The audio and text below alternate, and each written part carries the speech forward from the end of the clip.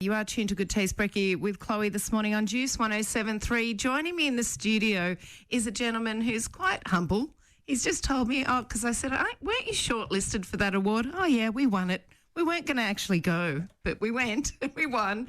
He is the founder and CEO of Outland Denim. His name is James Bartle. Good morning. Hey, Chloe, how are you? Really well, thanks. Now, so you weren't going to go to these awards. Tell me why.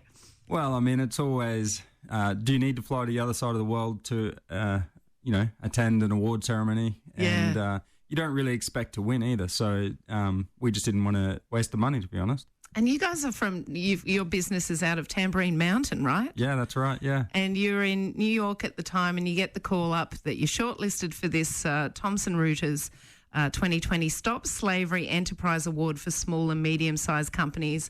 And you're like, might go, might not. Lucky you went. Yeah. I'm really glad we went. It was an incredible experience. And, you know, for us, winning an award like that is like winning the Oscars. It's as big as it gets. We started for this very reason that Thomson Reuters report on these things. Yeah, and tell us about your company. What is it that makes you unique to the point where you win an award like this? Well, we started about 10 years ago to address the issue of human trafficking and human slavery. And, we've seen that in all kinds of different forms. But when you, set up for that reason and then attach a brand as, the outplaying of our business to be able to address the issue, you are quite different in the marketplace. And Thomson Reuters have recognized that and looked at, why is our business different and why is our business having an impact that, we've kind of set up charity and aid to address these issues, but they're not really creating, the impact that we would hope to see from them. And so I think that everybody's quite excited by business being something that is addressing the issue. You have some finishing facilities in Cambodia, which I believe was the reason why you were nominated for this award. Tell us about what you do there. Yeah, well, that's really the heart and soul of Outland Denim is our two facilities in Cambodia. One is a cut and sew, which is where the majority of our staff work. It's out in a rural province, which means that mothers can be with their families rather than being taken into the city to have to work and maybe see their children once or twice a year. Our goal was to be able to set up in a way that they get to enjoy lifestyle like we do. And our purpose is to be able to take women that are vulnerable to or have been exploited in some way, sold for a range of different things, potentially, and then give them the tools they need to be successful themselves. And it's during this process that you see radical transformation of lives and families, and then as a result of transforming families through employment and education and training, living wages and opportunity, you start to see an impact on a community. And it's because of these things that Thomson Reuters have recognised us and given us this incredible award. What made you decide to start this company and then go down this route of employing women that have experienced exploitation and human trafficking and human rights violations? Well, it was actually, I was on the Gold Coast here with my wife and some friends. We went to watch the Liam Neeson film Taken. And, yes. I know it's a fictional film, but at the end it had some text that just said that these things still happen around the world. And I was just completely unaware. And I remember leaving being so angry and thinking I'm going to have to start some sort of vigilante to start eradicating these horrible people from the planet. And my wife was very quick to remind me that I didn't have the combat skills Liam Neeson had and I needed to look for a different way.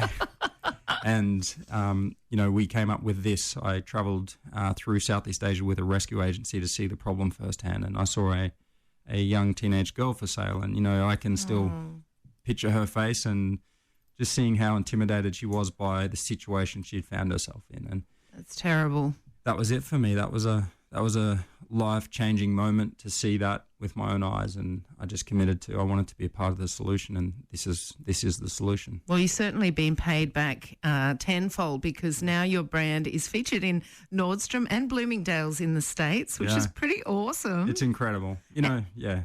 And you're now giving people the opportunity to own a piece of your brand as well. Yeah, that's right. Today we're taking expressions of interest actually for anybody who wants to become a shareholder in our business. So For the month of March, people can express interest in becoming, and then in April we'll start making those offers. And I think what excites us about this is when we started working toward building this business, the goal was always that this would be a brand that was for the people. And that means the people in Cambodia where we work, but also those here in Australia and abroad in the US and all over the world that want to be a part of the solution. And really, business, I believe, is the solution to these problems. And when we create business where shareholders make more money from this kind of business model than they would from a traditional, where everybody along the way wins, that's the ultimate way to change the world. And so that's been our goal. And now this is the very first time we've been able to offer this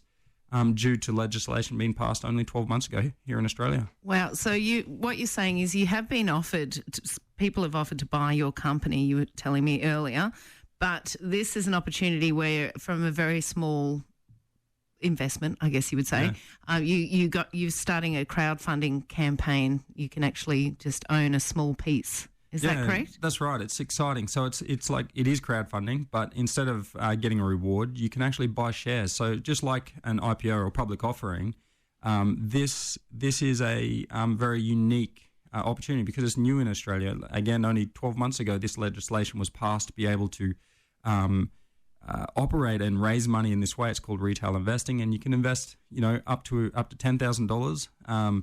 As little as what, though? As little as $250. 250. I might have that lying around. Yeah. And I mean, I can own a piece. Absolutely. Awesome. And that's our ultimate goal, is that more people can be a part of this. And we believe that rather than taking money that's offered on the table, which is bigger amounts of money with sophisticated investors, we can now offer this to more people and take more people on the journey with us, where they can profit from this in a way that they can also be a part of the journey and discovery of how business can change people's lives.